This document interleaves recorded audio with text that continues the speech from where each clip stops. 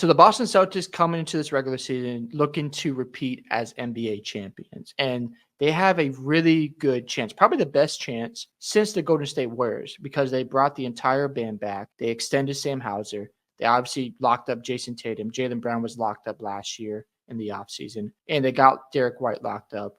And the list goes on. Some of the narratives this offseason for the Boston Celtics, we saw the snub of Jaylen Brown not making the Olympics. We saw Jason Tatum get 2 DMPs. And people are wondering, how motivated are they going to be this offseason?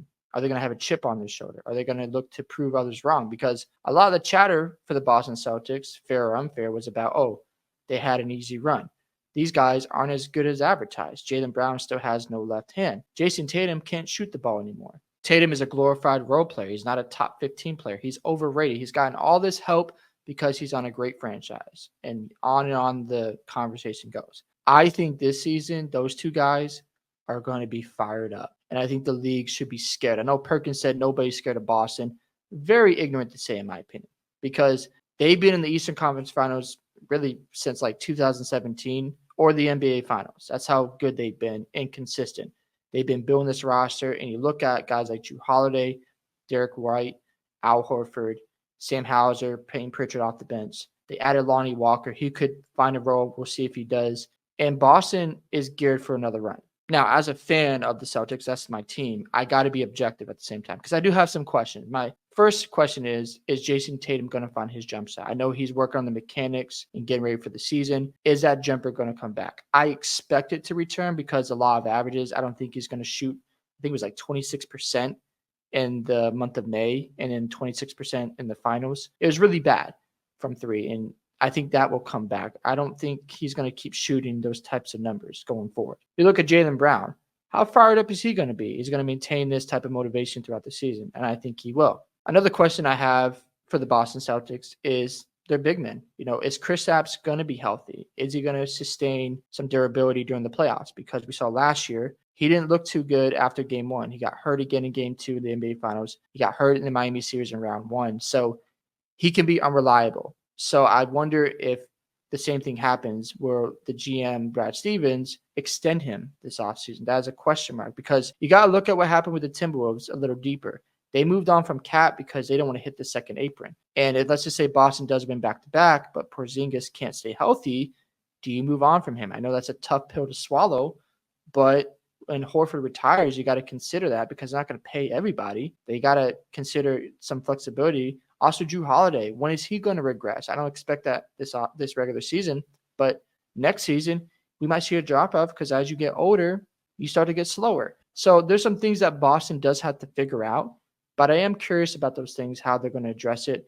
Will they make another trade during the trade deadline? Will they upgrade a piece? How is Xavier Tillman going to look coming into this regular season with more reps and more experience playing for Boston?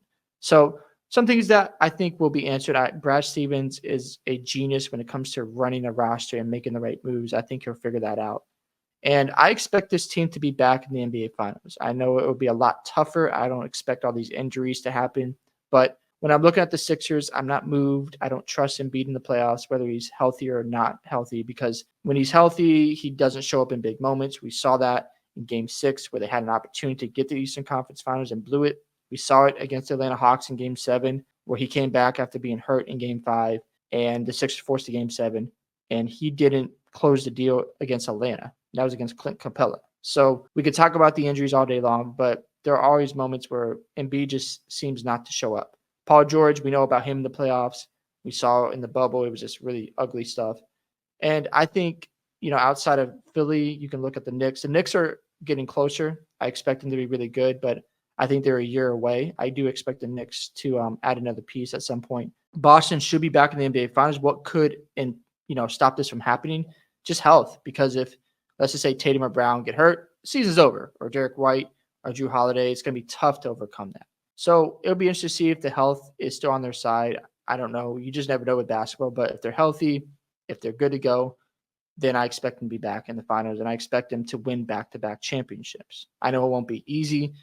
But, even if they run to a team like OKC, I don't think the inexperience will be a huge factor for the Thunder. But I think about the matchups where Tatum can make it hard for SGA to score. If they play Dallas again, I think they still beat Dallas because of just experience and knowing how to handle Luka, and they just know how to beat Kyrie over and over again. Also, we got to remember is Jason Tatum's shot going to return. I expect it to. We saw a leap from Jaylen Brown when he hit his prime year last year, and I expect that to continue. And now we're entering Jason Tatum's prime years. I don't think he needs to focus on MVPs. There's too much competition. Focus on getting back to the NBA Finals and winning championships because that will trump everything else. My hope for Tatum this year is that we see top 5 Jason Tatum, that he comes in hungry, ready to go, motivated, looking to kill people. That's the type of mentality I want to see from Tatum out there. Jaylen Brown has that killer mentality. Tatum sometimes in fourth quarters, he chokes and doesn't do enough out there. But I want to see a different version. I think we're going to get that from Tatum. I really do because you got the championship, you've got the accolades. The only thing you need to prove at this point is can you be consistent in the playoffs when it comes to your shooting, when it comes to the numbers, in that you're not disappearing at times where the team needs you. It's one of those situations where if Tatum does show up, it just reminds you that everyone's going through a different process. And I do expect him to be better. I know Jaylen Brown will be amazing. I expect the role players to do their thing. And of course, you have Joe Mazzulla, who is motivating them, keeping them focused. And I love his mentality because the coach is crazy. He really is. They call him Psycho Joe, but his methods work. So I expect him to hold these guys accountable, to make sure that they're going to be ready to go. And if they don't win it, now we look at this past year, fair or unfair, is like, well, you had an easy run. I don't like to look at it that way. You're NBA champions, but now you have to do it again. So for me, when it comes to being a fan of this team and following them, I like their chances. I expect them to win the championship. I'm more confident than I was last year. I'm not going to lie. I was not confident at all because of what I saw in 2022 and 2023. But they have grown. They have answered a lot of questions. You can say like, oh, they're not clutch enough, but we saw instances of that, especially against the Pacers. They made things really hard on them. We saw in that game 3 against Dallas where they almost blew it, but they made some incredible shots down the stretch. So those questions have been answered. And I just expect Boston to be more loose, but also I expect Brown and Tatum to take another leap because of all the disrespect.